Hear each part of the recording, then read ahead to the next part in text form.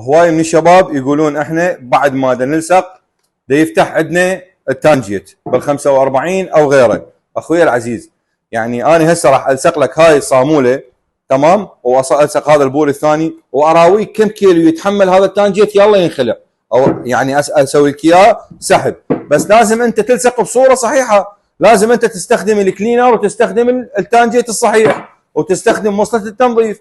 يعني انت مو تجي تريد تشتغل مثل ما انت تريد ومن يصير عندك مشكله تحمل المنتج المسؤوليه. طريقه اللصق اللي كل العالم تعرفها والمفروض الكل يشتغل بيها. هذا الانبوب اذا تلاحظون مو نظيف تمام، هو هذا على حتى لا احد يقول جايبين بوري نظيف ودا يشتغلون بيه واحنا الانابيب اللي توصل لنا للشغل تعبانه. لاحظ خلي كلينر على الجزء اللي تريد تصمغه، وهذا الشيء لازم وضروري على البوري وكذلك على الفتنج. ليش؟ لانه اكو مواد دهنيه واكو اوساخ ما تطلع الا بالكلينر. ورا ما تخلي كلينر تمسح بالوصله، بعدها تانجيت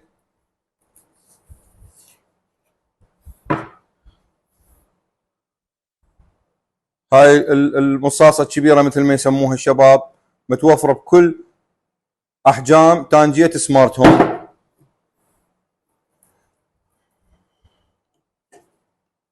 والصق مثل ما انت تريد. هسه هذا جانب وهذا الجانب الاخر